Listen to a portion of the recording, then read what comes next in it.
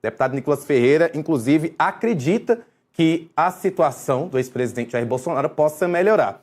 Vou ler aqui para vocês, vai aparecer na tela daqui a pouquinho.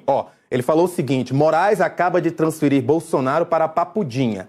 Aparentemente, parece ser um espaço melhor, sem barulho e com atendimento médico 24 horas. Vou apurar com a família se essas condições de fato são melhores. Mas a pergunta ainda continua: por que não enviá-lo para casa?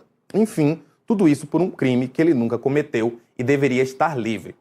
Quem também se manifestou foi o filho do ex-presidente Jair Bolsonaro, Carlos Bolsonaro. Ele escreveu um tweet bem longo, tweet da rede social X. Ele traz vários aspectos. Vou ler aqui um pedacinho, para vocês do que foi dito pelo Carlos Bolsonaro em relação a essa transferência. Ele falou: transferência de Jair Bolsonaro para a chamada Papudinha. Alexandre de Moraes, suas qualidades como ser humano não merecem ser enumeradas diante de tamanha maldade praticada contra o último presidente do Brasil, que jamais descumpriu uma linha da Constituição, e também contra os presos do 8 de janeiro.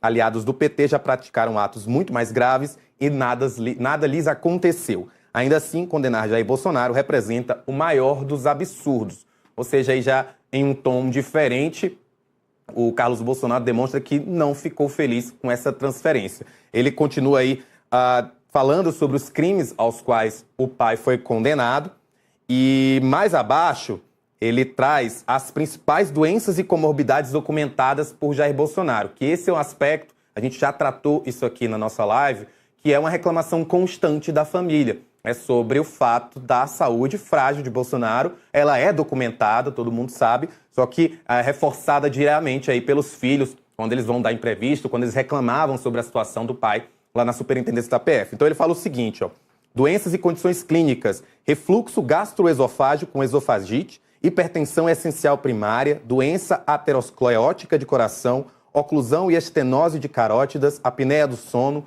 falta de ferro no sono, labirintite agravada, carcinoma de células escamosas e condições adicionais relevantes, soluços incoercíveis com refluxos constantes, episódios frequentes de vômito, necessidade de uso de medicação de ação do sistema nervoso central para controle do quadro.